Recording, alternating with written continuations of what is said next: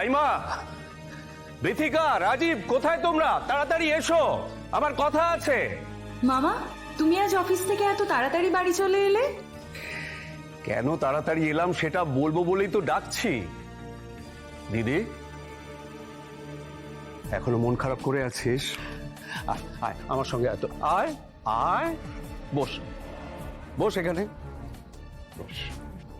শোন, রাইমাকে যে পাত্রপক্ষ দেখতে এসেছিল তারা রাইমার সঙ্গে ওদের ছেলের বিয়ে দিতে রাজি হয়েছে। বাহ, এ তো খুব ভালো খবর দাদা। না না, কিন্তু তুই এটা কি করে করলি বীরু? ওরা যেভাবে এই বাড়ি থেকে গেল, আমি কিন্তু বলে গিয়েছিল তো যে ওরা ভেবে পরে জানাবে।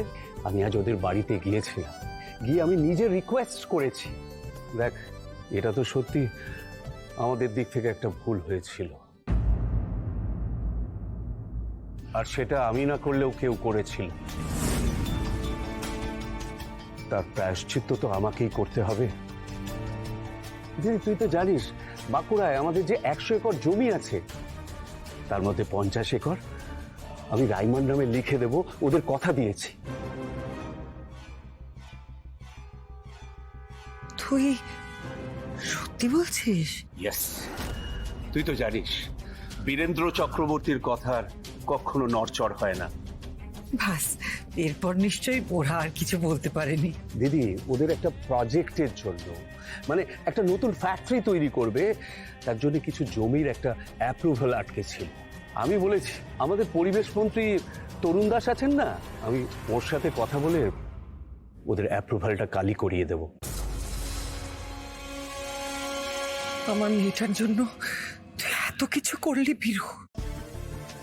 দিদি, তুই যে আমাদের সবাইকে ভালো রেখেছিস, আমি ঈশ্বরের কাছে সবসময় প্রার্থনা করি আমি যেন তোকে, রাইমাকে সারা জীবন আগলে রাখি, যত্ন করতে পারি। দেখেছো রাইমা, দেখেছো? তুমি এক্ষুনি তোমার মামাকে কথা দাও, বলো যে সারাটা জীবন তোমার মামার আর এই পরিবারের তুমি সম্মান রক্ষা করবে। বলো তুমি এক্ষুনি। আমি তোমাকে কথা দিলাম মামা, তোমার আর এই পরিবারের কখনো কোনো অসম্মান আমি হতে দেব না।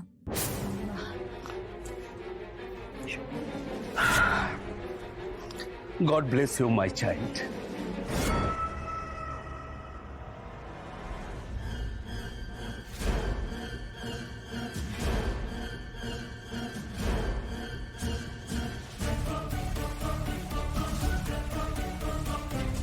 বাবা আজ এত তাড়াতাড়ি অফিস থেকে বাড়ি চলে এসেছে? কই, আসার সময় তো বাইরে বাবার গাড়ি দেখলাম না। বীরেন্দ্রদা যেগুলো পছন্দ করে না, বারবার শাওন ভুল করে ওনার সামনে সেগুলো করে বসে। দেখো, শুধু শুধু মেয়েটাকে এবার অপমানিত হতে হবে। রাইমার বিয়েটা আমি অনেক কষ্টে ফিক্স করেছি দিদি। কালকের ঘটনা যেন আবার না ঘটে। কাল আমার মাথা হেট হয়ে গেছে একটা মেয়ের জন্য।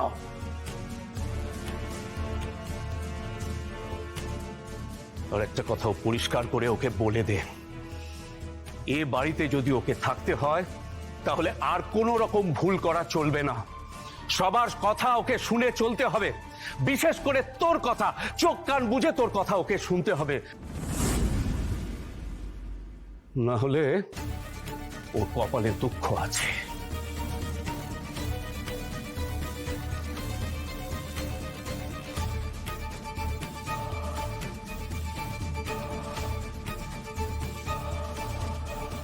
শুনলে তো বীরু কি বলল?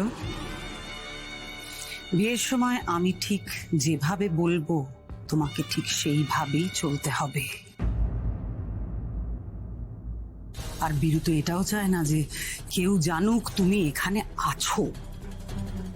বুঝতেই পারছো, তোমার বাবার কাছে তোমার কোনো অস্তিত্ব নেই।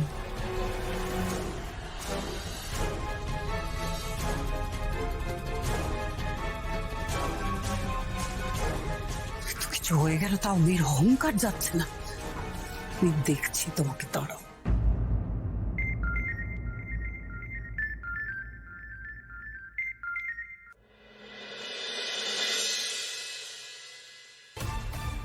শুভ তোমাকে বারবার বাঁচিয়ে দিচ্ছে তো, এটা আর বেশি দিন পারবে না শাওন। এবার আর পাতা ছাঁটবো না, গাছের গোড়া শুদ্ধ উপড়ে ফেলে দেব। বিশ্বাস করো বাবা, আস্তে আস্তে তোমার পনের টাকা আমার ছেলে সব শোধ করে দেবে। তুমি মলিকে আর তিতলিকে নিয়ে তোমার বাড়িতে যাও বাবা।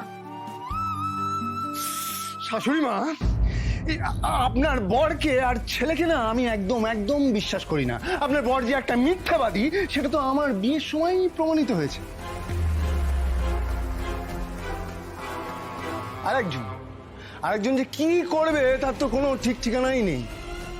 একটা কথা কিন্তু আমি পরিষ্কার করে বলে দিচ্ছি, আমার পণের টাকা সুদ সমেত না পাওয়া পর্যন্ত আমার স্ত্রী আমার কন্যাকে নিয়ে আমি বাড়ি ফিরবো না।